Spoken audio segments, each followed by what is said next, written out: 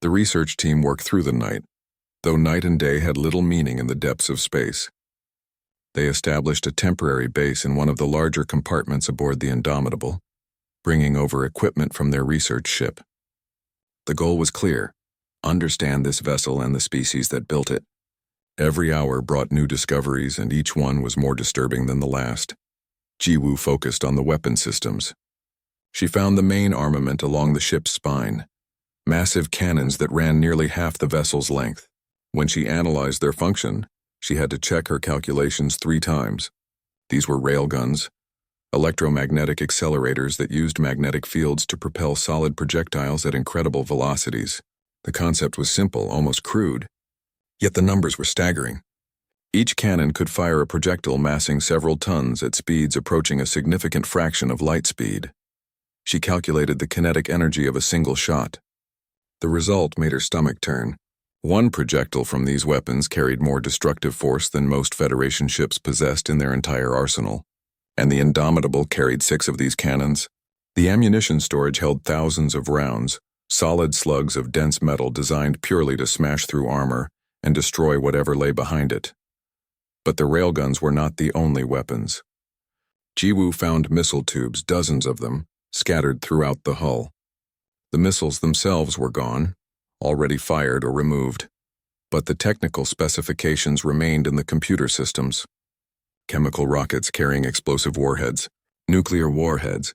She stared at that last designation for a long time.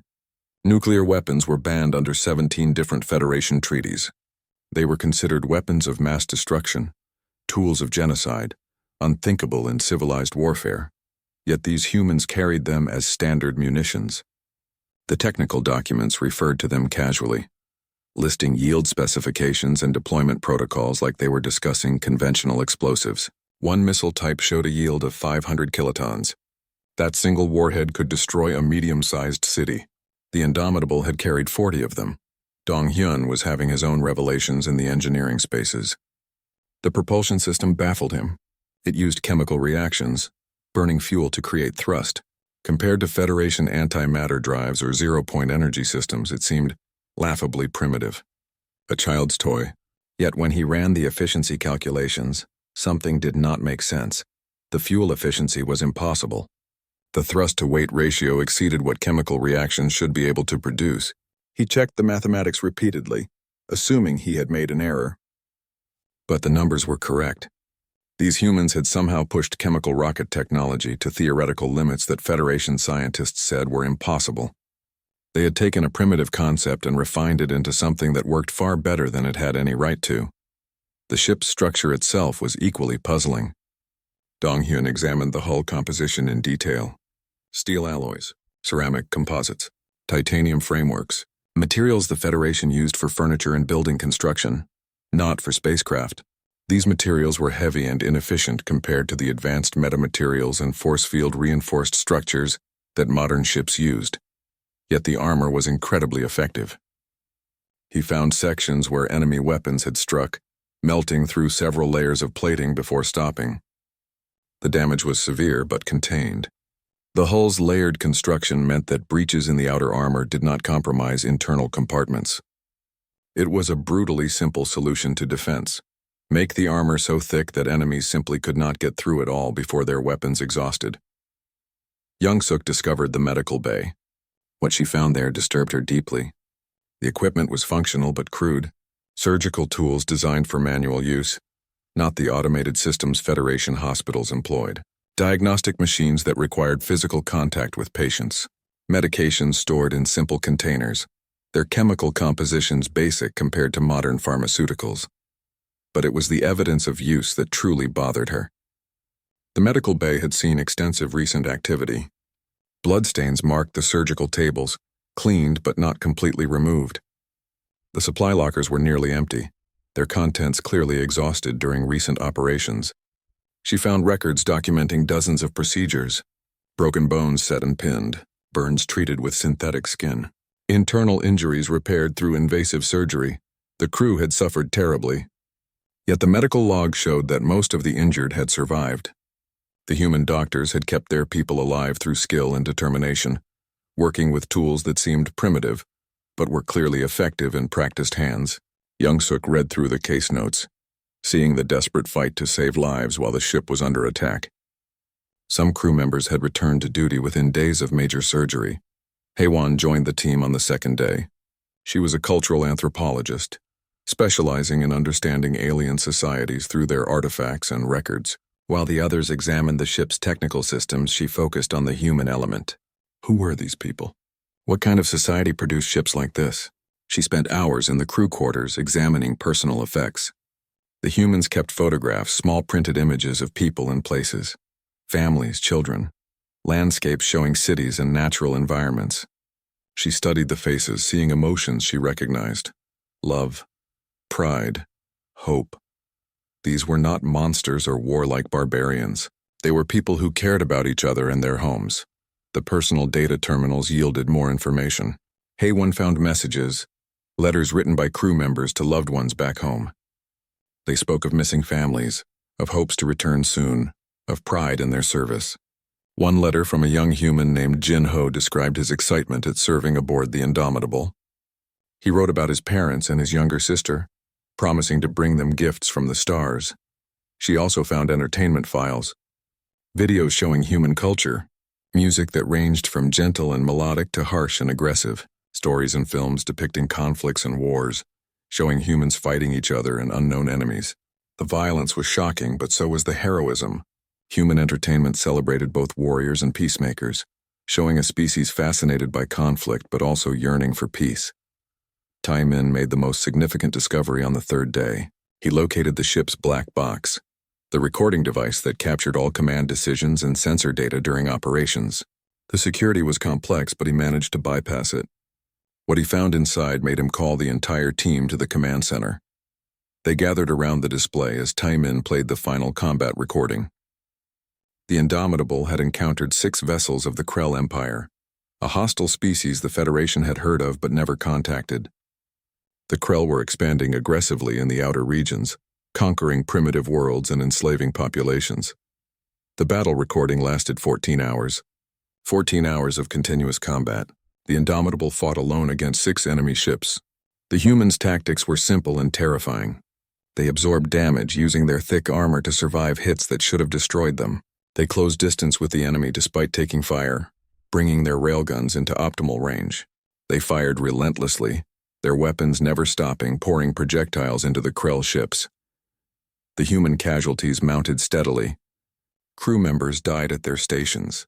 Entire compartments were breached and sealed off. The medical bay became overwhelmed with wounded. Yet the ship kept fighting. The captain's voice came through the recordings, calm and steady, issuing orders even as explosions rocked the vessel around her. 4 Krell ships were destroyed. 2 more were damaged and retreated. The Indomitable was crippled but victorious. The final log entry showed the ship's condition: main power offline, weapons depleted, 60% casualties among the crew. The captain ordered the emergency jump to Federation space, hoping to find shelter and aid. The recording ended. The research team sat in silence. They had just witnessed something the Federation had not seen in 4,000 years: total war between spacefaring species. War fought without mercy or restraint, where the goal was not negotiation or limited objectives but complete destruction of the enemy. Jiwoo finally spoke, her voice shaking slightly. She pointed at the ship classification data still displayed on the screen. Beside the name Indomitable was a designation: escort frigate. This vessel, this incredibly powerful and durable warship, was not even a capital ship in the human fleet. It was a small escort, designed to protect larger vessels. The implications were clear and terrifying. If this was what humans considered a minor warship, what were their real battleships capable of? What kind of species built weapons of such power and used them so effectively? And most importantly, what would the Federation do when humanity inevitably came looking for their lost ship? Part 5, the final hour. The combined fleet dropped out of faster-than-light travel at the edge of the Voidborn home system. What they saw was beyond nightmare. The star at the center burned with a sickly orange light. Around it orbited a massive organic structure, easily the size of a small moon. The Queen! And protecting her were millions of bioships, a swarm so thick it looked like a living cloud. On the bridge of the Indomitable, Admiral Deho took a slow breath. Commander G1 stood beside him, her face pale but determined. Around the bridge, the crew worked with quiet efficiency. Everyone knew what they faced. Everyone knew what was at stake. All ships, Deho transmitted. This is it. Everything we have fought for comes down to the next few hours. Our goal is simple. Get the assault teams to the Queen. Whatever it takes. Whatever the cost. For everyone we lost. For everyone we saved. For everyone counting on us, he paused. It has been an honor to serve with you. Now let's finish this. 500 ships began their advance. The Voidborn responded immediately. Bioships peeled away from their orbital patterns and streamed toward the attacking fleet. It looked like a tidal wave of organic matter and chitin armor. Countless vessels moving with terrifying coordination. Fleet weapons free. Engage at will, ordered Deho. Space erupted with fire. Human and council ships unleashed everything they had. Mass drivers fired solid metal projectiles that glowed white-hot. Missile batteries launched by the thousands. Energy weapons cut through space. The Voidborn came on. Captain Hyunwoo's carrier, the Righteous Fury, launched its fighters. 300 small craft poured into space. Hyunwoo led from the front, as always. His wing dove into the swarm, guns blazing. They flew patterns of controlled chaos impossible to predict, deadly to encounter. Taehyung, stay tight. Minsok, cover the bombers. Everyone else, follow me. We are making a hole. They punched through the outer defensive layer, losing 30 fighters in as many seconds. But they created an opening. The battleships pushed forward, their heavy guns clearing space with brutal efficiency. The Voidborn adapted. New forms of bioships appeared, specifically designed to counter human tactics. They moved faster, shot straighter, coordinated better. Dr. Sunmi had warned this would happen. The swarm learned quickly. Switch to pattern Delta, Commander G1 ordered the fleet. Immediately, the human ships changed their attack formation. The Voidborn needed time to adapt to the new pattern.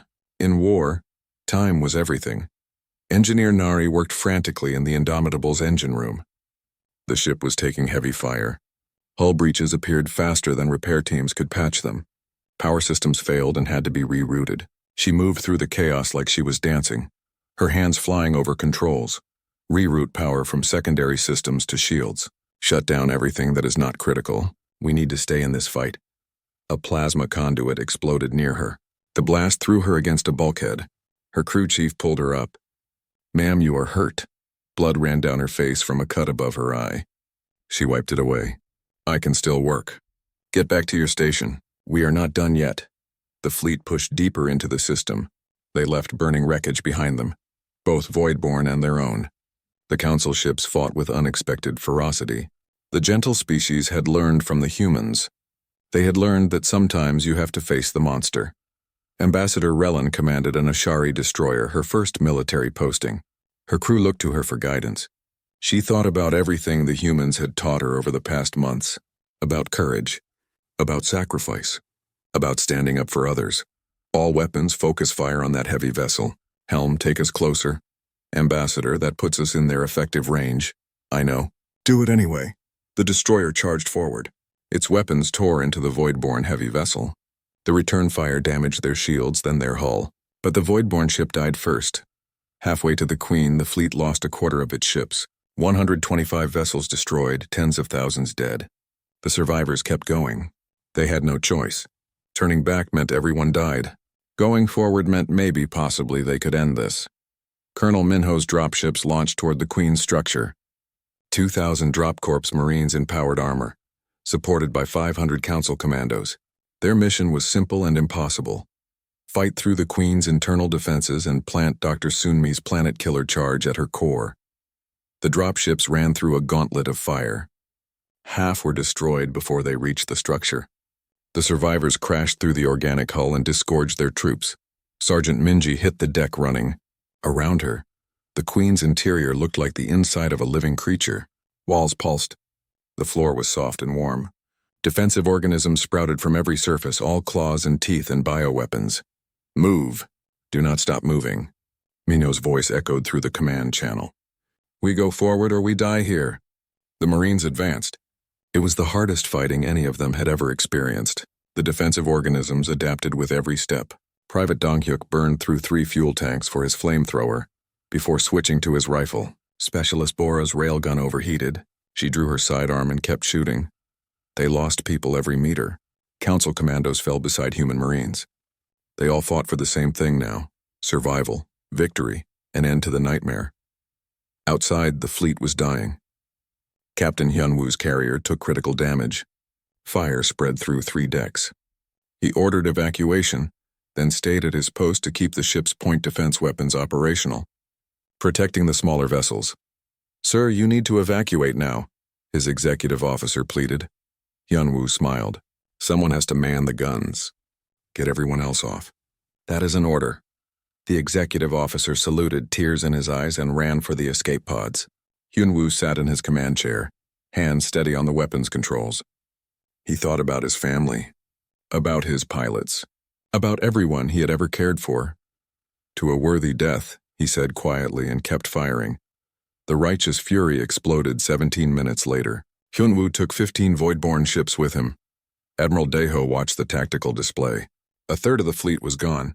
Half the assault teams were casualties, but they were close, so close. The Marines were almost at the Queen's core. Then the void-born threw everything at them. A massive wave of bioships broke from the inner defensive ring and charged the fleet. The numbers were impossible. There was no way to stop them all. "Sir, we need to fall back," said the tactical officer. "No," Daeho said calmly. "We hold here. The assault teams need more time." Commander Jiwon looked at him. She understood immediately. Someone had to buy time. Someone had to hold the line. "Sir, I know," Daeho interrupted. "Jiwon, you are in command now. Order all ships except the Indomitable and volunteer vessels to fall back to a safe distance. We will hold here." "Admiral, that is suicide." "Yes, signal the fleet." Jiwon's hand shook as she transmitted the order. 50 ships volunteered to stay. 50 crews decided that their lives were a fair price for victory. The rest of the fleet pulled back. Engineer Nari stood in the engine room when the order came. She knew what it meant.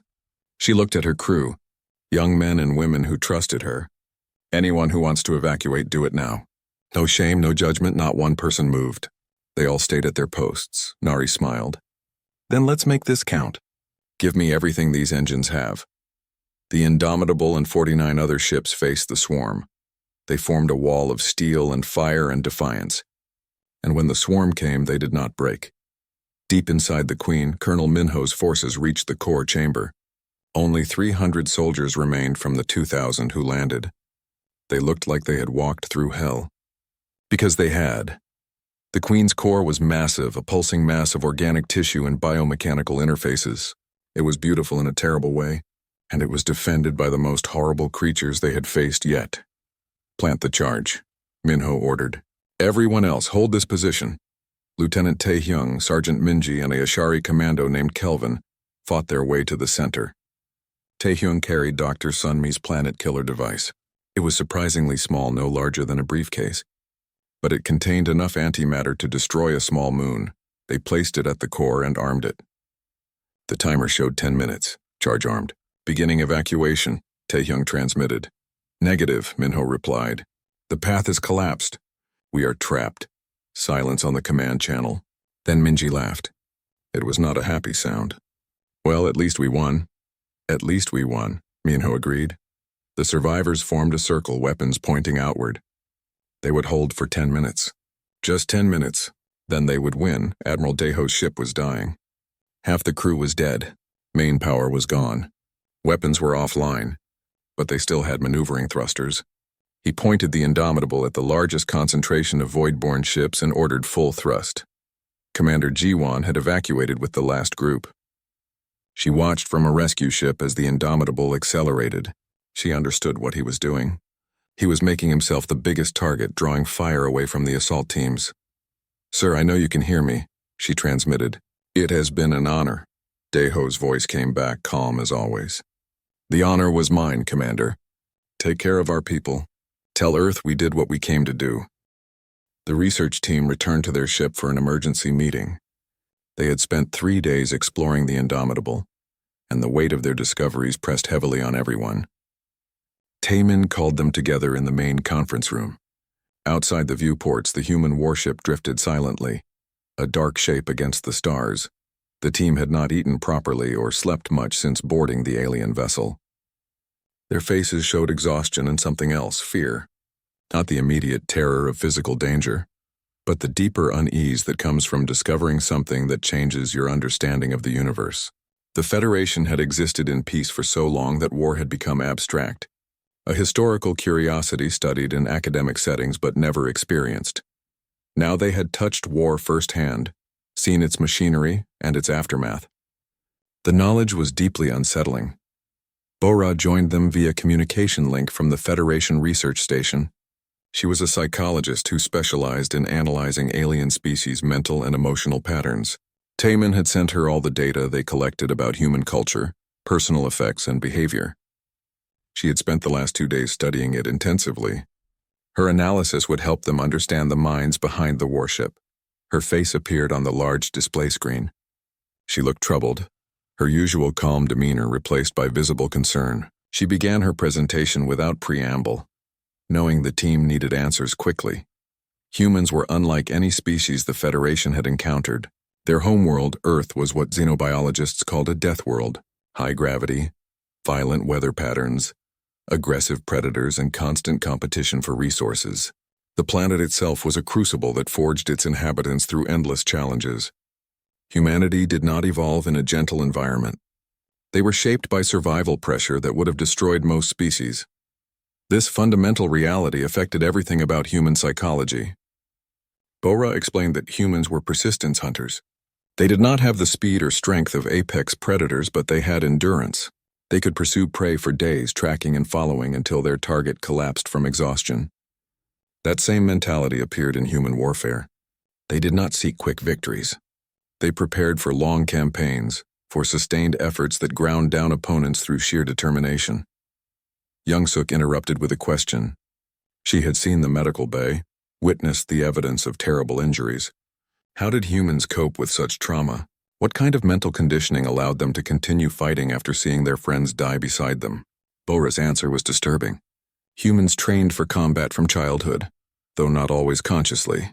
Their games and sports often involved physical conflict, competition, and simulated violence. Children learned to handle aggression and pain through play. As they matured, this training became more formal for those who chose military service. But even civilians maintained physical fitness and competitive instincts that seemed excessive by Federation standards. More troubling was human entertainment.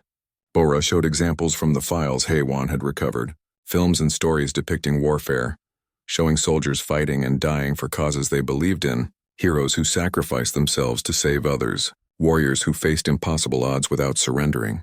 These narratives reinforced cultural values that celebrated courage, loyalty, and willingness to die for the group. The Federation species had long ago moved past such primitive tribalism. They celebrated cooperation and peaceful achievement. Human culture seemed locked in an earlier stage of social development, still glorifying conflict even while claiming to desire peace. Haewon disagreed. She had read the human literature more deeply than the others. Yes, humans told stories about war, but they also told stories about peace. Their greatest philosophers and teachers advocated for compassion and understanding. Human history showed a species struggling with their own violent nature, trying to rise above it. The fact that they kept fighting that internal battle suggested something important about their character. Dong-hyun brought up the technical question that bothered him most. Why did humans use such primitive technology? If they were advanced enough for interstellar travel, surely they could build better weapons and propulsion systems. The contradiction made no sense. Bora had an answer. Humans valued reliability over elegance. Their technology reflected a philosophy of making things that worked under any conditions, that could be repaired with basic tools, that did not fail at critical moments. A railgun was simple, magnets and projectiles. It required no exotic materials or complex maintenance. If it broke, any competent engineer could fix it. The same logic applied to their chemical rockets, their steel armor, their manual controls. This was the mindset of a species that knew failure meant death. They built redundant systems, used proven technology, and designed for worst-case scenarios. It was not primitive. It was practical in a way the Federation had forgotten how to be. Taemin shared his most disturbing discovery.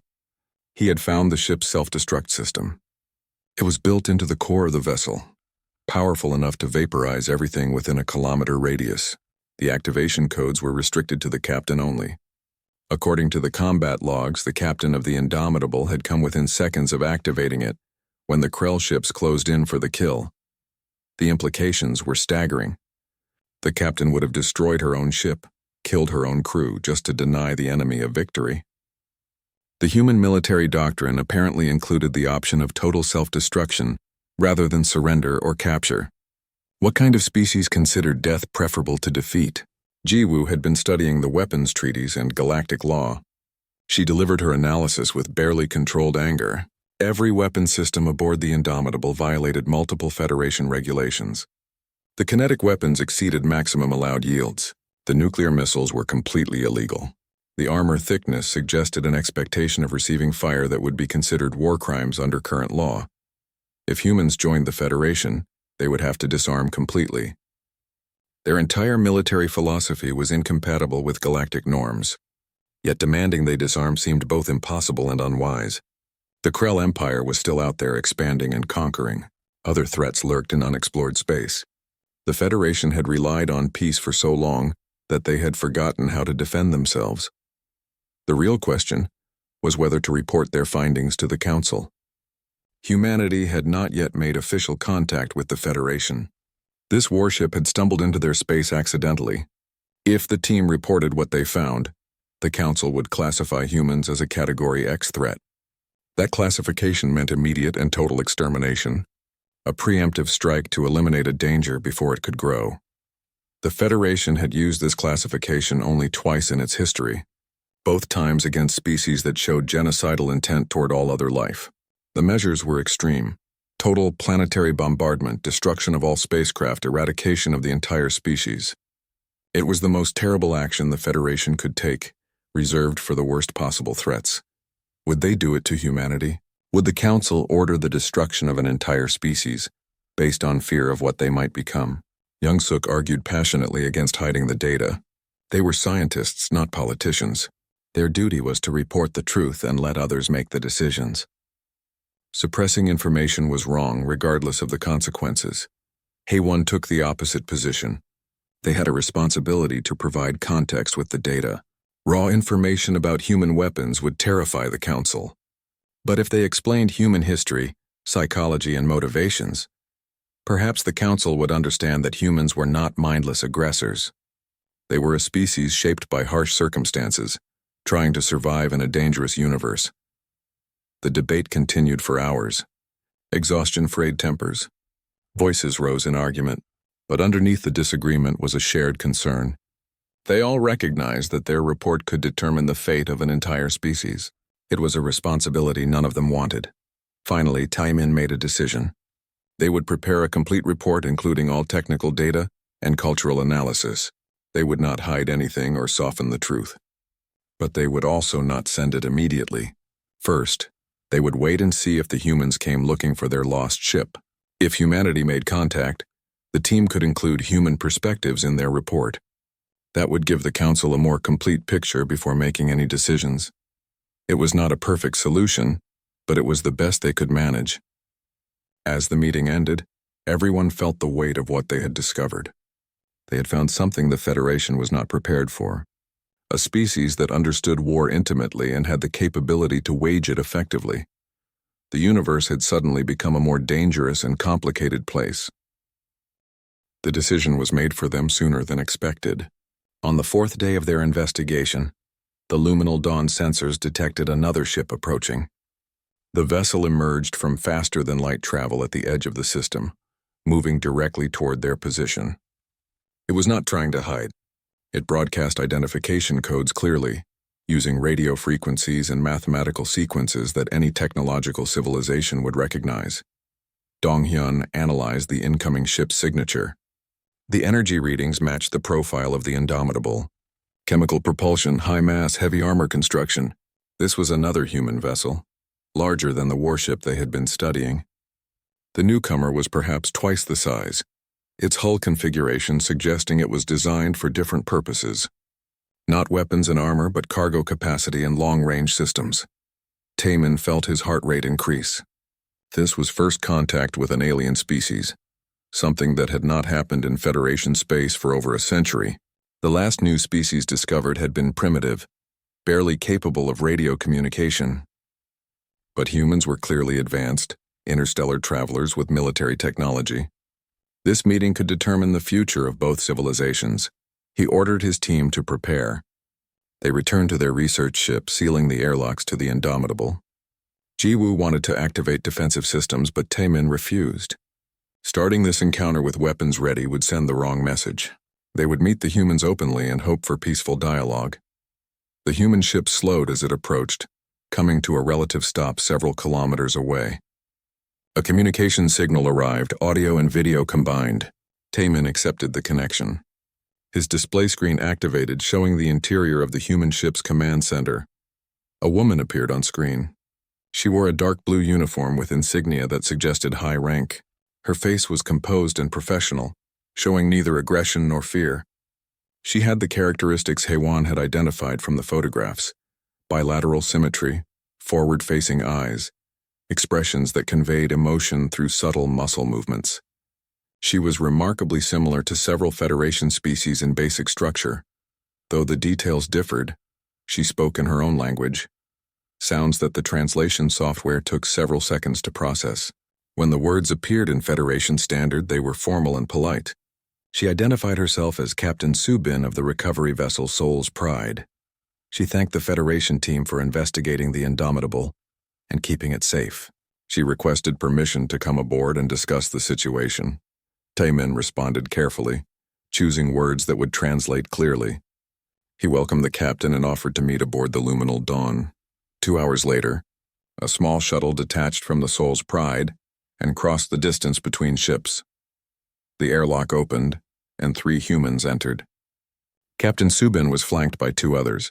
One was a man in military uniform, his posture alert and watchful. The other was a woman in civilian clothing, carrying a datapad and various scientific instruments. The humans moved carefully in the unfamiliar environment, but showed no signs of distress despite the different gravity and atmospheric mixture. Taemin greeted them in the main conference room. His entire team was present, standing in a line to show respect. The humans performed a similar gesture, a slight bow from the waist. It was remarkable how quickly they had identified an appropriate greeting behavior. Captain Subin introduced her companions. Commander Jae-sung was her military attaché, responsible for security and tactical considerations. Dr. Min Seo was a xenobiologist, a human scientist who specialized in alien life forms. The parallel to their own team structure was obvious and somewhat comforting. The humans had come prepared for scientific and diplomatic exchange, not just military confrontation. The initial conversation was awkward. Both sides were learning to read each other's body language and social cues.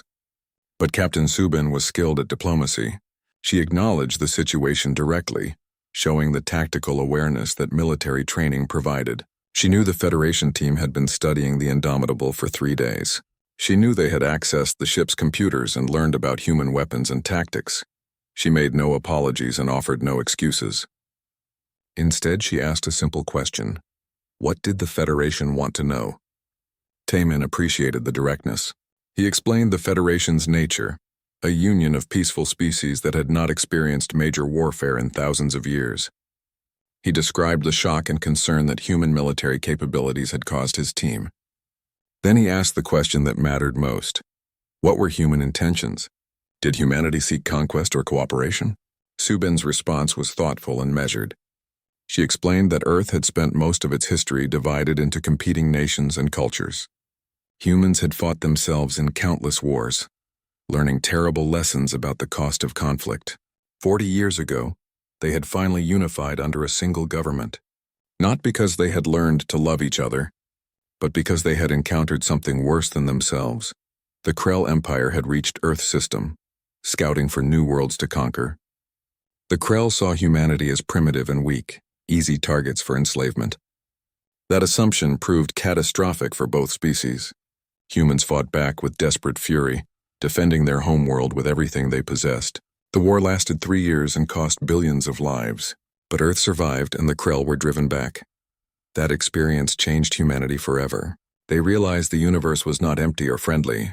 Other species existed and some of them were hostile. Earth could not defend itself in isolation. They needed allies, trading partners, and diplomatic relationships.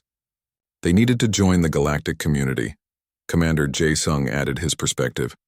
Human military doctrine was built on hard-learned lessons. They trained for worst-case scenarios because they had lived through them. Their weapons seemed excessive because they were designed to fight enemies more advanced and numerous than themselves. The Indomitable had faced 6 ships alone because that was the tactical situation. The crew did their duty and protected the civilians they were escorting, even knowing it would probably cost them their lives. Dr. Mincio provided the scientific context that Taemin found most valuable.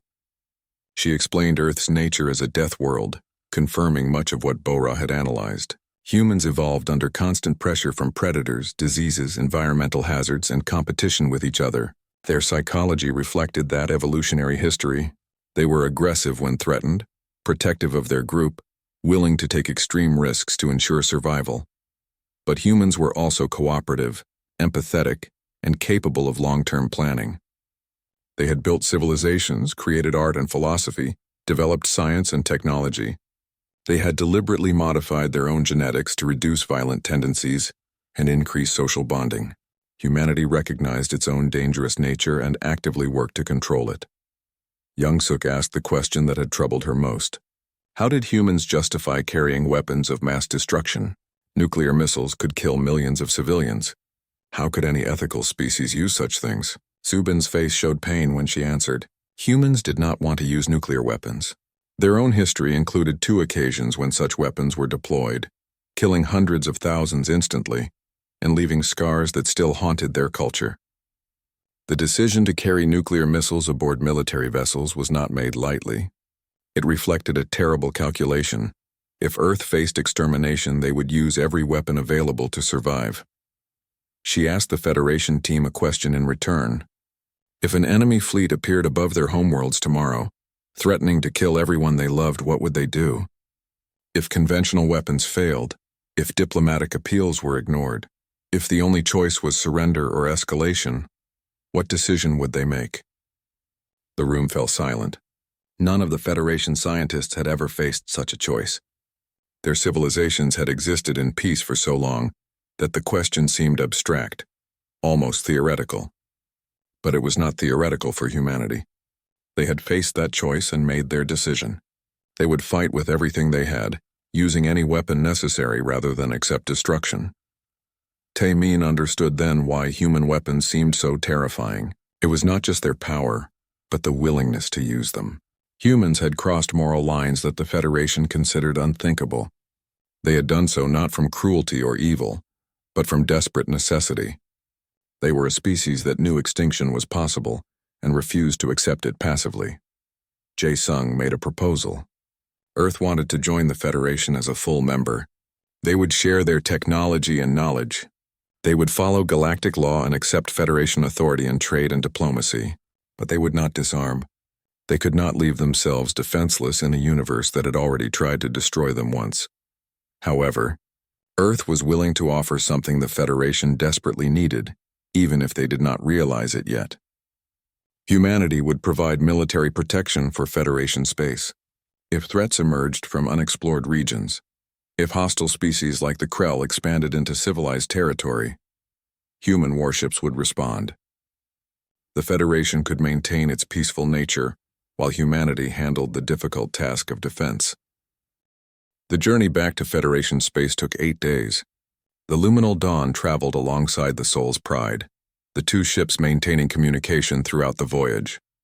Taemin used the time to compile his team's report and prepare for the presentation to the Council. Captain Subin and her officers prepared their own materials, knowing that humanity's future depended on the decisions made in the coming days. The ships emerged from faster-than-light travel near Polara Prime, the seat of Federation government. The planet was beautiful from orbit, covered in blue oceans and green continents, its cities glowing softly in the darkness. 300 species called the Federation home, their representatives gathering in the Grand Council chambers to debate and decide matters affecting trillions of citizens. News of the human arrival spread quickly. The Council called an emergency session. Representatives from 47 major civilizations gathered, with hundreds more participating through remote connection. The council chamber was a massive circular room with seating arranged in rising tiers. At the center was a presentation area where speakers addressed the assembly. Timon stood at that center, feeling the weight of countless eyes watching him.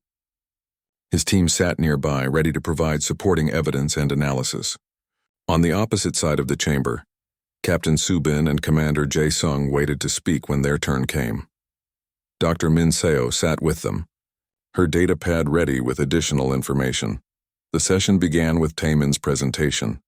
He described the discovery of the Indomitable, the investigation of its systems, and the analysis of human culture and psychology. He showed technical specifications, combat recordings, and cultural artifacts. He presented the facts clearly and objectively, letting the council draw their own conclusions from the evidence. The reaction was immediate and divided. Some representatives expressed fascination with human capabilities. Others showed fear and concern.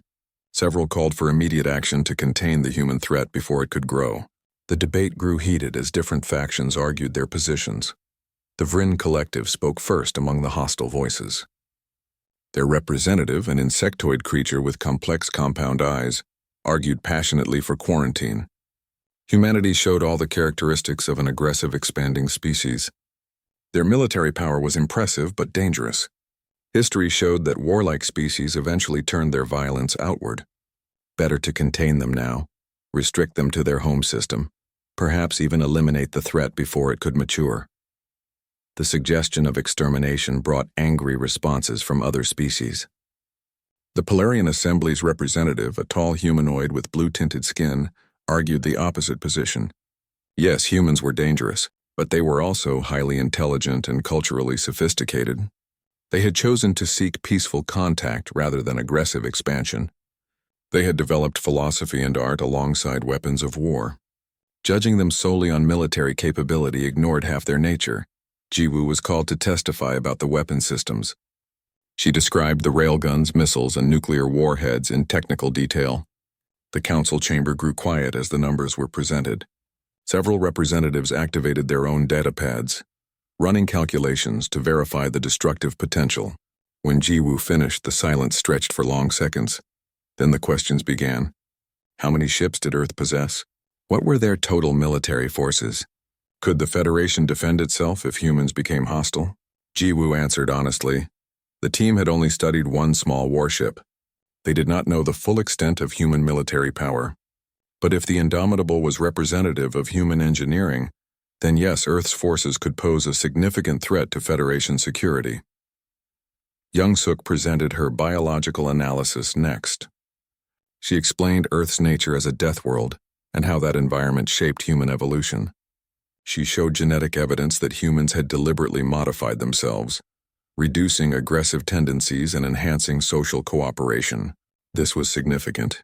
It meant humanity recognized its own dangerous nature and chose to change it. That decision showed wisdom and self-awareness, but then she presented the other finding that the team had initially missed. Deep in the genetic records recovered from the Indomitable's medical database, Young-suk had found something remarkable.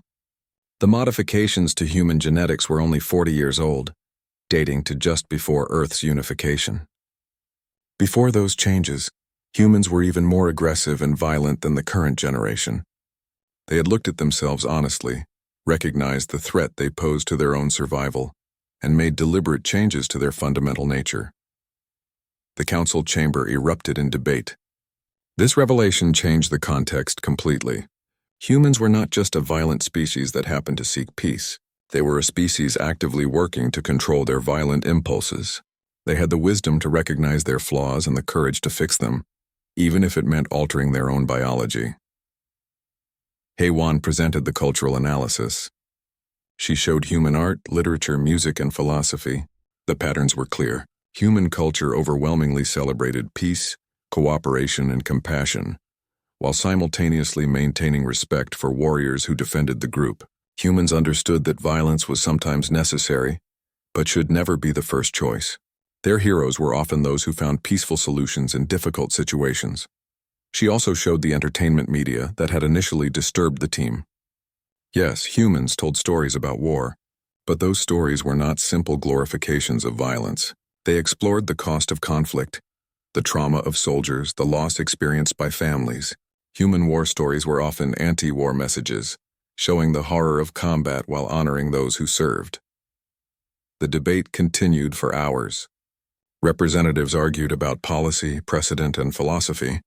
Should the Federation judge species by their capabilities or their intentions? Should potential threats be eliminated preemptively or engaged diplomatically?